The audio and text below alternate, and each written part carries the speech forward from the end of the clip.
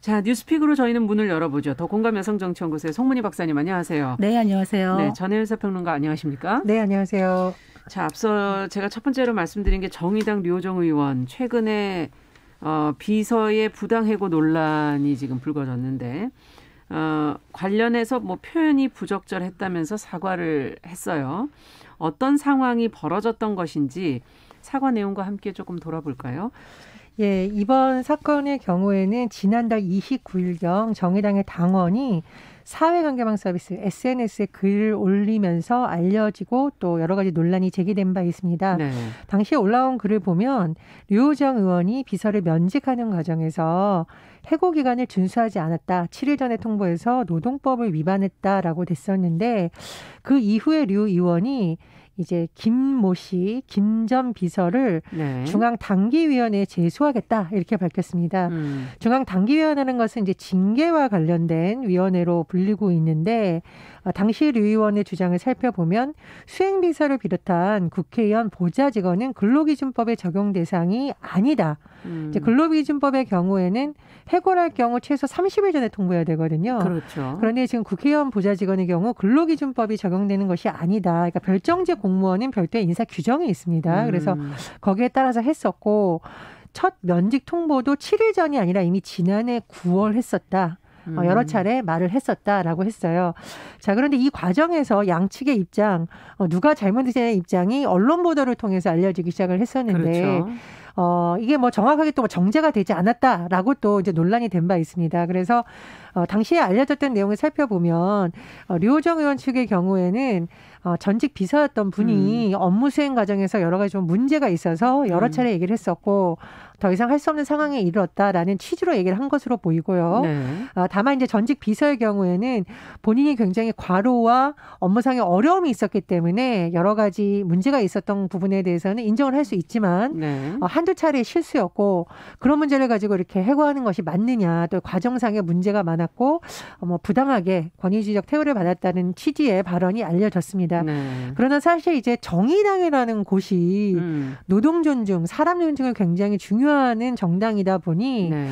이것이 법적인 맞다 아니다의 논란도 있지만 정의당이 노동법에 사각지대에 있는 사람들에 대해서 했던 것과 또 다른 것 아니냐는 또 다른 논란이 제기됐습니다. 이런 가운데 류호정 의원이 지난 2일 당사자에게 사과 의사를 밝히기도 하고 여러 가지 문제가 또 다시 제기도 했었는데 정의당 지도부 차원에서 이 문제에 대해서 15일 류 의원에 대해서 엄중 경고하겠다 이렇게 밝혔고요. 네. 류호정 의원이 최근 SNL을 통해서 본인에 대해서 다시 한번 사과의 입장을 밝혔습니다. 자, 류호정 의원의 입장을 좀 정리를 해드리면 한마디로 말하면 조금 더 이제 노동법의 사각지대에 있는 사람들에 대해서 깊이 생각을 하고 반성하고 성찰하겠다라는 취지로 볼 수 있는데요. 네. 자, 류호정 의원은 정의당에서 굉장히 공을 들여서 영입한 젊은 정치인인데 그렇죠. 여러 가지 일을 겪고 있습니다. 네. 이번 일을 통해서 류 의원이 또 더 성장할 수 있을지 정의당은 또 어떻게 발전할 수 있을지 지켜봐야 되는 상황입니다. 네.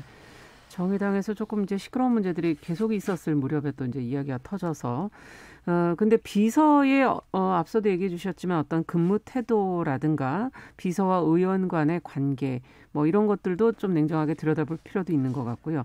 또 이와 더불어 해고 방법 또 이후에 해명하는 과정 이런 모든 부분을 좀 점검을 해본다면 어떤 부분에 문제가 있는 것인지 또 어떤 것을 개선해야 될지 두 분의 입장을 좀 듣고 싶네요. 기사를 보면은 유 의원과 전 수행비서와의 사이에 참 많은 일들이 있었고 서로의 기책 사유가 서로 주장하는 바들이 다 있는 것 같아요. 네. 근데 이제 이렇게 논란이 된 이유는 우리가 사람을 뽑는 것도 중요하지만 사람을 내보내는 것이 참 어렵거든요. 그렇죠. 잘 내보내야 된다. 서로 어떻게 보면은 과정이나 절차가 서로의 상대의 마음을 좀 다치지 않게 이렇게 해야 되는데 이런 부분에서 조금 정치적인 미숙함이 있지 않았나 싶은 생각이 들어요. 네.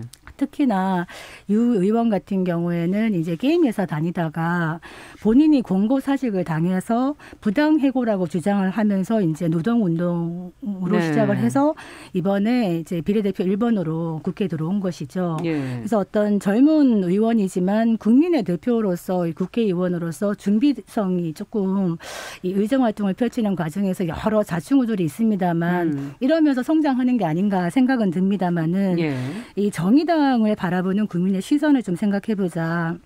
사실은 이 정의당에 대해서 뭐 많은 불만도 갖고 있지만은 어쨌든 진보 신당에 대한 아까 말한 사람과 노동에 대한 가치를 얘기하는 정의당에 대한 국민의 눈높이가 높아요. 그렇기 때문에 이런 부분에 대해서 조금 많은 미숙함이 남는다 이런 생각이 들고 국회의원 보좌진이 아까 별정직 공무원이기 때문에 근로기준법 적용을 받지 않는다고 하잖아요. 그게 바로 문제입니다. 실제로 이 의원의 사건 같은 경우뿐만이 아니라 국회의원 보좌관들의 그전의 행태를 보면은 해고를 당하고 난 다음에 이의를 제기할 수 있는 경우가 별로 없습니다. 왜냐하면은 이 보좌진의 임명권을 임명권을 국회의원이 가지고 있기 때문에 어떤 사례는 국회의원이 심한 욕설을 하고 계속 보좌진을 바꾸다가 한 해에 한 10명 정도 바뀌는 경우도 있었어요. 이 국회의원의 갑질에 대해서 다 그냥 소리 없이 나갈 수밖에 없었는데 올림픽대로 위에서 차를 세우고 나가 넌 해고야 이렇게 해서 잘리는 경우도 봤습니다. 그렇기 때문에 이렇게 보면은 별정직 공무원 말은 좋은데 이런 부분에서 앞으로 국회의원들 전반이 보좌진과의 관계 설정을 어떻게 해야 될 것인가 이 부분은 좀 문제가 될 것 같습니다. 어떻게 보십니까? 그러니까 엄밀히 말하면 이것은 법적으로 부당해고라고 보기엔 조금 그런 부분이 있죠. 왜냐하면은 말씀드렸듯이 지금의 제도상은 그렇습니다. 그리고 류호정 의원이 이제 사과문을 통해서 노동법의 적용을 제대로 받지 않는 노동자성을 인정받지 못하는 사람들이 많이 있다. 뭐 5인 미만 사업 노동자, 특수고용된 노동자, 국회 보좌직원진도 그런 차원이고 그런 것을 잊지 않고 있고 깊이 사과하고 더 잘하겠다라고 사과를 했으니까요. 앞으로 좀 더 성찰하고 또 특수한 환경에 있는 노동자들을 더 살피는 의정활동을 하는 그런 뭐 성장통으로 하면 더 생산적이지 않나 이런 생각이 듭니다. 네, 저는 이제 제가 이제 정치부 기자를 좀 오래 하면서 양쪽의 입장을 다 보면 이건 좀 냉정하게 양쪽의 입장을 다 볼 필요가 있다. 왜냐하면 근로기준법을 그러면 국회의원도 적용을 받고 보좌관도 적용을 받으면 참 좋은데 지역구에 대형 사고가 터졌다던가 노동 현장에서 굉장히 어려운 문제가 있을 때 의원들이 달려가서 현장을 보고 문제를 좀 점검해 줘야 되는 그런 상황도 있거든요. 그렇다 보면 제가 아는 사실 많은 보좌관이나 의원들이 본인들의 뭐 수당이나 근로기준법을 떠나서 때로는 새벽에 그 현장에 가기도 하고요. 때로는 밤에 지역구에 대형 사고가 터지면 단체장이 있습니다만 또 달려가기도 하거든요. 이런 특수성도 사실은 존재하기 때문에 의원과 보좌진 간의 호흡이 매우 중요합니다. 그래서 같이 일하시는 분들도 그런 특수성은 좀 서로 이해하면서 소통을 하면 더 좋지 않겠나 이런 생각이 들고 두 번째로 보좌관이 우리 사회에서 갑일까요? 을일까요? 때로는 갑이고 그렇죠. 때로는 갑이고 때로는 을인데 사실 이제 국회의원들이 9명 정도의 보좌진을 줄 수 있습니다. 4급 보좌관 2명. 5급 비서관 2명, 그리고 비서, 그리고 이제 6급 인턴스, 보통 9명 정도 하는데 그것은 의원들이 주는 월급이 아닙니다. 그렇기 때문에 세금으로 되는 거기 때문에 사실 보좌진들은 굉장히 막중한 임무를 띠고 있는 것이거든요. 세금이니까. 그렇죠. 더구나. 그러니까 국회의원 못지않은 공적인 책임도 있는 자리예요. 또 그런 특수성도 봐야 된다고 생각을 하고요. 또 하나는 박사님이 지적해 주신 부분에서 별정직 공무원들이 갖는 여러 가지 어려움이라든가 의원 말 한마디로 갑자기 해고가 되는 그런 특수성에 있어서는 의원들도 많은 반성이 필요하다고 보는데 저는 좀 다른 측면에서 보면 우리나라 정당이 역사가 오래될수록 갖는 좀 특수성이 있는데 의원은 정당 생활을 한 지 5년도 안 됐는데 보좌진은 의원 생활 한 수십 년 하는 경우가 있습니다. 그렇겠네요. 이런 경우에 정치 신인들이 정당 안에서 겪는 이른바 텃세 때문에 굉장히 고생하는 걸 전 현장에서 많이 봤어요. 특히 젊은 정치 신인, 특히 여성에 대한 프레임이 작동을 해서 진실 공방을 떠나서 또 지나치게 이렇게 초점이 모이는 경우도 있거든요. 또 그런 사례도 좀 개선이 돼야만 정치 신인들이 정당에서 건강하게 뿌리를 내릴 수 있지 않냐. 다각적인 측면에서 봐야 된다고 봅니다. 진짜 공감되는 부분인데 또 다른 측면으로 하나 말씀을 드리자면은 이 보좌진 뭐 수십 년 된 보좌진은 진짜 돌을 닦으신 거죠. 그 안에서 살아남기 위해서. 그렇겠네요. 그러신데 이런 분들이 전문적인 어떤 이런 식견과 경륜을 사실은 잘 활용하면 좋습니다. 국민의 세금으로 이분들이 활동을 한 것이기 그렇죠. 때문에 보좌관들 중에도 갑질하거나 부패한 보좌관들이 있죠. 이런 부분들은 어떻게 솎아내느냐. 법적, 제도적으로 이런 부분도 있어야 되겠고 기본적으로 보좌진을 대하는 국회의원의 태도를 보면 이분이 어떻게 국민을 대하는지를 알아볼 수가 있습니다. 그럼요. 그래서 뭐 보좌진이 자주 바뀐 의원실은 한번 검토하실 때 한번 눈여겨보시라 이런 말씀 드리고 싶습니다. 네. 자, 앞으로 또 이 문제를 어떻게 이제 할지는 결국 이호정 의원의 의정 활동 결과로 또 검증되는 것이 아닐까 하는 생각도 들고요. 네, 앞으로 좀 지켜보도록 하겠습니다. 자, 두 번째 뉴스 상당히 중요한 뉴스가 또 올라왔어요. 아동 청소년을 보호하기 위한 노력과 관련된 두 가지 뉴스가 있어서 한 번에 저희가 좀 묶어서 좀 들여다볼까 하는데요. 국회 여성가족위원회가 아동 청소년에게 성적 혐오감을 주는 대화만 해도 처벌하는 내용의 법을 의결을 했고요. 국가인권위원회는 아동 청소년을 상대로 한 디지털 성착취 실태 파악에 나섰다는 그런 보도가 지금 나와 있습니다. 관련된 내용을 저희가 좀 짚어보면서 또 어제 관련 뉴스가 좀 있었기 때문에 그 부분도 한번 다시 생각을 해봤으면 좋겠네요. 네, 정말 중요한 주제입니다. 어제 17일 날 국회에서 여성가족위원회 소위가 열렸는데요. 거기서 16건의 법률안을 상정 심사했습니다. 네. 다 중요한 안건들이에요. 그중에 4건을 보면은 우리가 아청법이라고 얘기하거든요. 네, 아동 청소년의 성보호에 관한 법률 개정안이고 4건이 청소년 복지 지원법 개정안입니다. 네. 또 4건은 학교 밖 청소년 지원에 관한 법률입니다. 네. 다 소중한 법률들이에요. 내용을 한번 살펴보시면 4건의 그 아청법 보면은 아동 청소년들에 대해서 성적 착취를 목적으로 성적 욕망이나 수치심 또는 혐오감을 유발할 수 있는 대화를 지속적 또는 반복적으로 하는 행위를 처벌하겠다. 좀 새겨 들으셔야 되죠. 네. 또 하나 중요한 게 이런 아동 청소년 대상 디지털 성범죄 우리 많이 얘기했습니다. 네. 여기에 대해서 사법경찰관리가 신분 비공개 수사 또는 신분 위장 수사 할 수 있도록. 네. 이러면은 초기에 적발할 수 있는 게 많아지겠죠. 수사를 할 수 있는 범위를 넓혔네요. 예, 좀 예방도 할 수 있고요. 예. 그다음에 이런 아동 청소년 성착취물을 제작하고 수입 수출하는 경우에 공소시효를 적용하지 않겠다는 겁니다. 그렇다면 처벌의 기간이 길어지겠죠. 그렇죠. 또 아동 청소년의 성을 사기 위해서 권유하거나 유인하는 행위를 기존에는 1년 이하의 징역이나 1,000만 원 이하의 벌금이었는데 양형 기준이. 네, 형량이요. 네. 이거를 3년 이하의 징역 또는 3,000만 원 이하의 벌금으로 상향 조정한다는 겁니다. 그렇군요. 뭐 저는 개인적으로 이것도 높다고 생각하지 않습니다만 다양한 법안입니다. 예. 그리고 또 4건의 청소년 복지 지원법이 있는데요. 지금 심각한 그 사회 문제가 되고 있는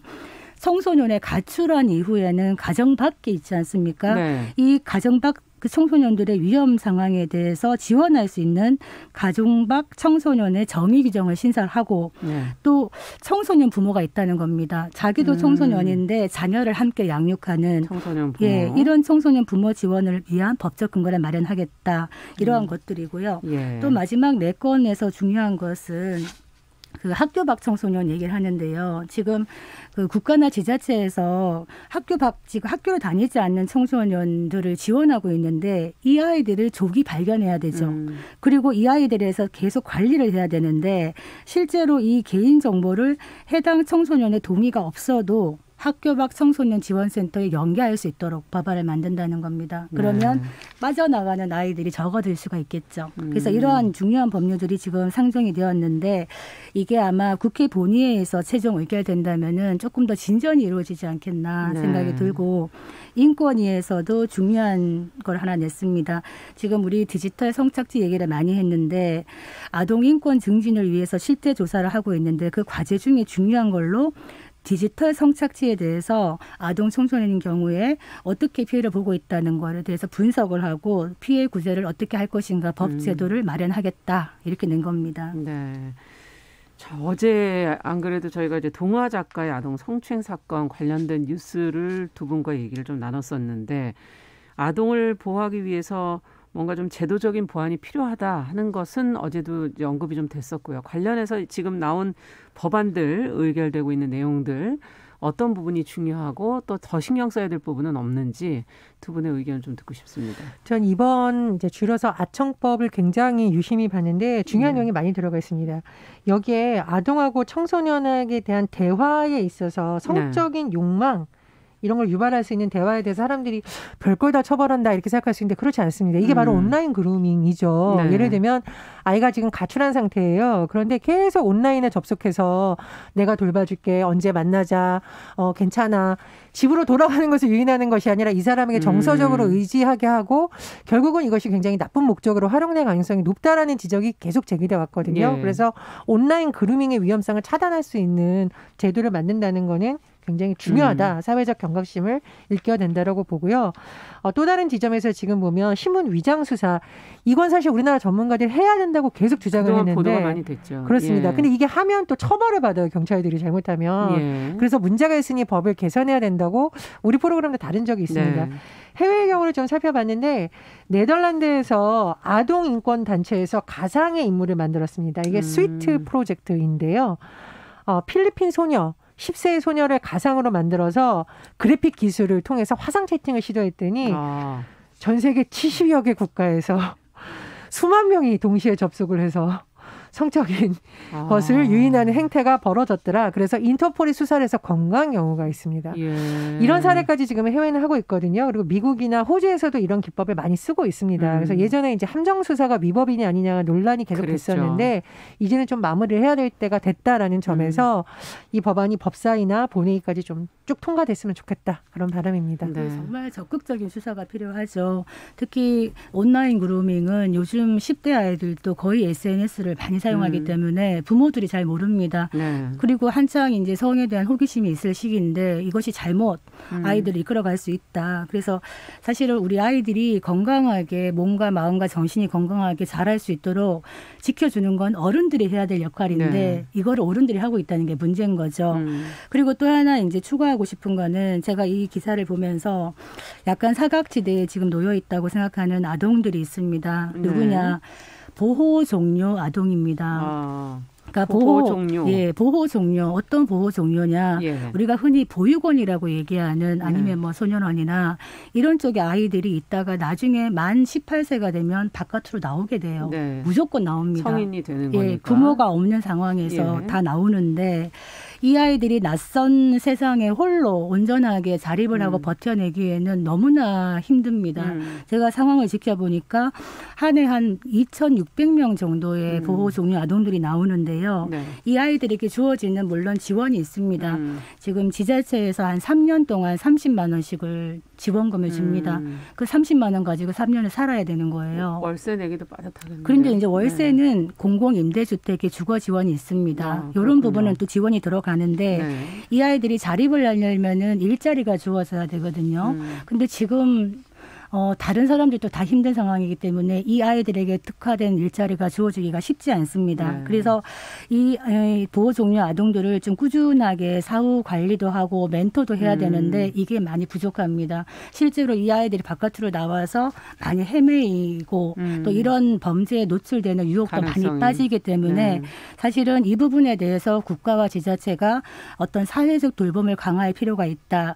또 하나 좀 좋은 예를 하나 말씀을 드리면 경기도에서 건의한 그 법안이 하나 있는데 이게 통과가 안 됐어요. 이 부분은 좀 집중을 하면 좋겠다고 느끼는 게 지금 사회적 기업에서 그 고용할 수 있는 취약계층들이 있습니다. 그 취약계층의 범위 중에 보호 종료 아동이 들어가거든요. 그런데 기존에는 보호 종료 후 5년 이내로 딱 제한이 되어 있어요. 그렇다면 이 아이들이 18살에 나와서 22살, 3살이면 끝이 납니다. 거네요. 그러니까 취업의 기회가. 이거를 시설 퇴소 후에 만 34세 이하로 넓히자. 그렇다면 이 아이들이 충분히 자립할 수 있는 근거를 가질 수가 있는 것이거든요.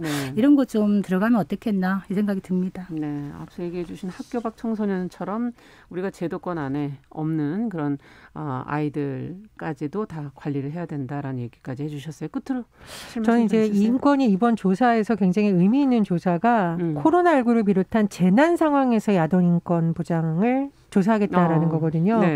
지금 코로나19 상황이 있다 보니까 일부 아이들이 지금 밥을 못 먹는다라는 보도도 나오고 있죠. 그렇죠. 예전에 이제 어떤 보육시설이라던가 공공시설 등이 많은 곳과 연계가 되어 있어서 네. 아이들이 정 배가 고프면 거기 가서 먹을 수도 있는데 지금은 그렇지 못하다라는 지적이 계속 나오고 있거든요. 코로나19 같은 재난이 다시 안 오면 좋겠지만 길어질 수도 그렇죠. 있고. 길어질 수 있습니다. 그래서 지금 상황에서 빨리 점검을 해서 유사한 사례가 없도록 촘촘히 메워가는 과정이 있다면 더 좋지 않을까 그런 생각입니다. 그 인권위에서 지금 돌봄 공백 속에서 아동 학대나 이런 게 많이 늘어난다고 얘기를 했는데요. 우리 뉴스 보시면 엄청난 이야기 많이 나오잖아요. 뭐 이모네가 조카를 그렇게 한다거나. 최근에 특히 뉴스가 많은 것 같아요. 그리고 또 생후 2주밖에 안 된 아이를 분유 먹고 토한다고 침대에 던지는 부모가 있질 않나. 이런 것들에 대해서 지금 여야 국회의원 139명이요. 아동학대 진상조사 특별법을 발의했습니다. 이게 뭐냐면 아동학대 사망 사건에 대해서 기존에 공적 조사 체계가 없다는 게 문제라는 겁니다. 그래서 이런 사건이 발생했을 때 국가가 공적으로 진상조사위원회를 만들어서 조사를 하겠다. 이거는 매우 바람직한 법안이 아닌가 이런 생각이 듭니다. 그렇죠. 피해자인 아동들이 그걸 설명할 수가 없기 때문에. 자, 끝으로 그럼 저희가 간단하게 한 가지 뉴스만 더 살펴보도록 하죠. 다음 주가 대학가 졸업식이더라고요. 단체 사진을 과연 찍을 수 있는가? 뭐 이런 것도 코로나19 상황에서 궁금증이기도 하고. 방역 당국이 이에 관한 답을 내놨다고 그래서 저희가 잠깐 전해드리고 가죠. 송 박사님께서 내용 좀 정리해 주세요. 다음 주에 졸업이죠. 졸업 앞두고 갑자기 원래 추워져요. 그런데 이 졸업 사진을 그러면 5명 이상 찍으면 안 되느냐라고 궁금해하니까 보건복지부에서 어떤 말을 했냐면 졸업사진 찍을 때 그 졸업가운 입고 찍는 순간에는 마스크 살짝 벗어도 되지만은 마스크 없이 대화하거나 화이팅 구호 외치는 거 안 된다. 그리고 졸업식 이후에 모여가지고 우르르 식사하러 가거나 뭐 다중시설에 가는 거 안 된다. 법에 걸린다. 명확하게 얘기를 했습니다. 자, 사진도 사진이지만 사실 졸업식 자체가 지금 이 상황에서 제대로 가능할 것인가 하는 것도 좀 의문이 들기도 하는데 코로나19가 바꿔놓은 게 너무 많네요.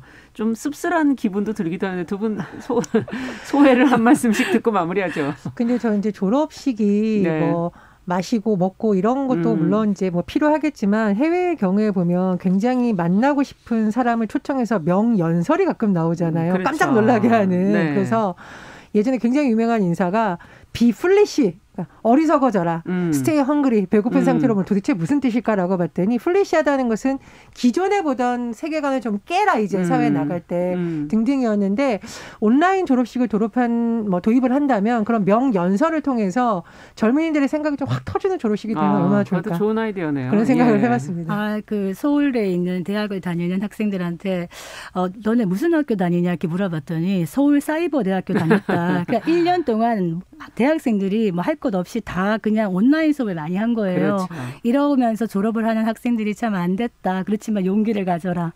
이 말씀 드리겠습니다. 빨리 좀 극복이 됐으면 좋겠습니다. 오늘 뉴스픽 전혜연 평론가 더공감 여성정치연구소 송문희 박사 두 분과 함께했습니다. 감사합니다. 감사합니다.